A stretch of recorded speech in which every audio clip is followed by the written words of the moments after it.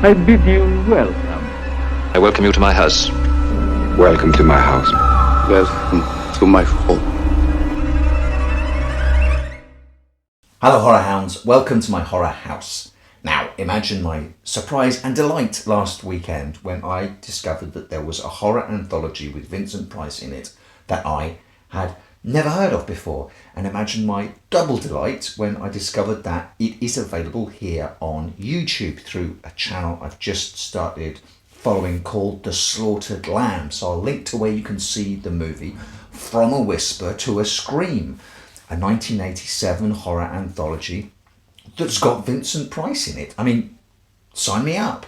It starts with a journalist reporting on the state execution of a female serial killer. Then she travels to that killer's hometown of Oldfield, Tennessee, to interview the aging uncle of that niece, who is played by Vincent Price, and he's the librarian of Oldfield.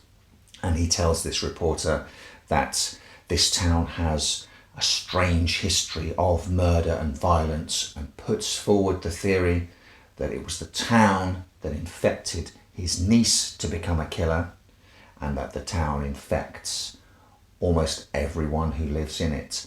And then he provides sort of records from the town history through the little framing sequence that he's in as proof of what he's saying, and each of the records relates to one of the 4 little short stories that we have in the anthology. Quite a nice, neat little setup, like almost all horror anthologies, apart from Beyond the Grave and Dead of Night that I can recall.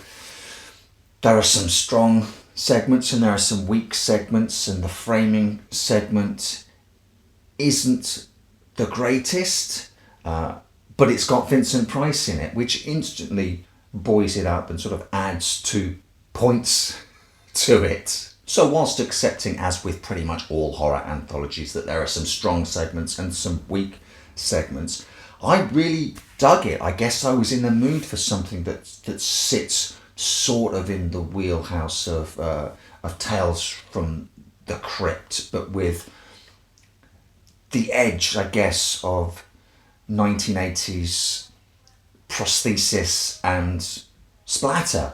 I mean, it's by no means a splatter movie, but it does have that edge to it, shown, I guess, to greatest effect, to my taste, in the first story, which starts with a nightmare sequence that's got very strong necrophiliac undertones to it. Our protagonist wakes up to those nightmares, and we follow him through his fairly miserable, dull life. He's a sort of Ed Gein character who lives with his sister, although they have a very strange relationship, and it's not till quite a way into this segment that she's identified as his sister. You sort of assume that she's his wife for the long run of it, and there's little hints of an incestuous past there as well.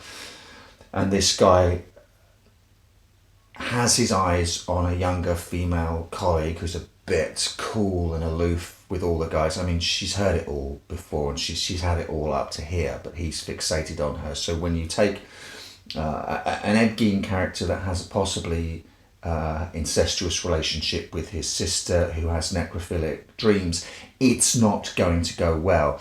And it's handled with a kind of underlying sense of dread, and the themes are allowed to just bubble away until subtext becomes actual text. I won't give it away. And then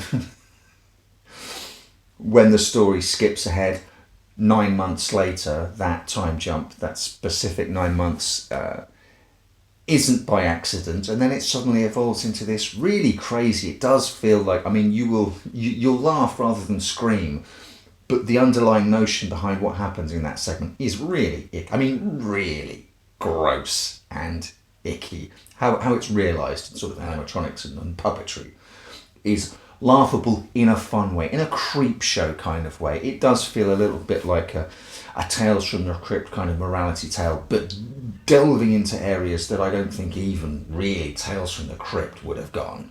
Another nice little touch is that each of the stories goes back further and further into the past of Oldfield. So we go from a relatively contemporary story then back into the 50s, where we follow a character who is he's a bit of a con man, and one of his cons has caught up with him, and he's on the run, and he's wounded, and he sort of flees wounded and bleeding into the swamp, into the boondocks, where he is brought back to life by an old hermit that lives out there. I thought I recognised this guy and had to look him up, and it turns out that he's Dr. Cruz from Friday the 13th Part 7, The New Blood.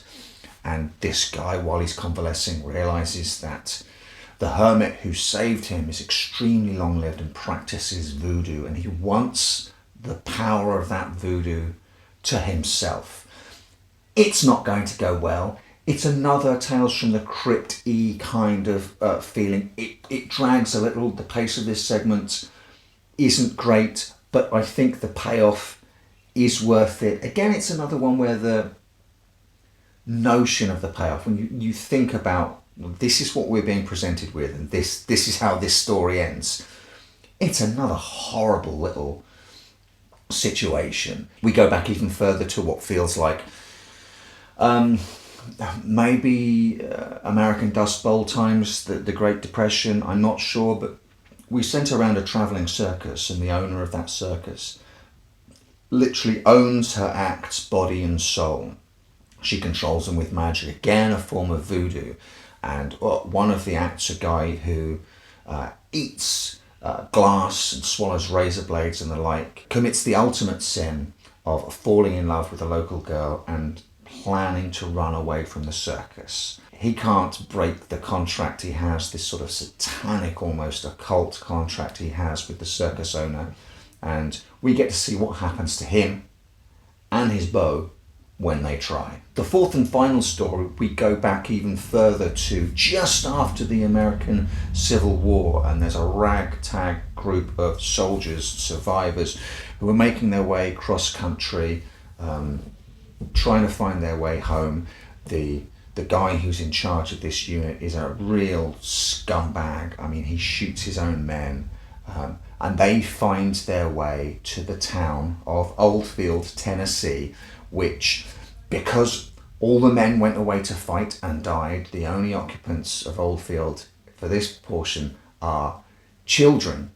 I got quite a strong Twilight Zone vibe from the opening of this segment, because Rod Serling and the Twilight Zone, they were always kind of obsessed with war and the consequences of war, and that could be modern warfare, but they weren't averse to going back to historical wars and even the Civil War. It's almost as if when these group of soldiers come into Oldfield, they sort of come into the Twilight Zone, and well, here is this town sort of run by kids, just kids who have gone a little bit Lord of the Flies, as you would imagine.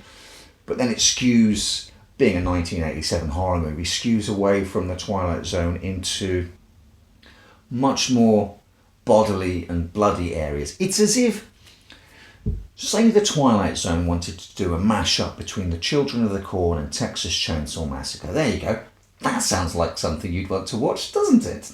And if you haven't seen it, you can watch it here. I'll link to the Slaughtered Lamb channel and the video for From a Whisper to a Scream in the description down below. Please, if you want to, trawl that site and see if there are any other movies you'd like me to talk about on there. There are definitely 2 or 3 that I definitely want to watch, and it's such a readily available resource that's right there.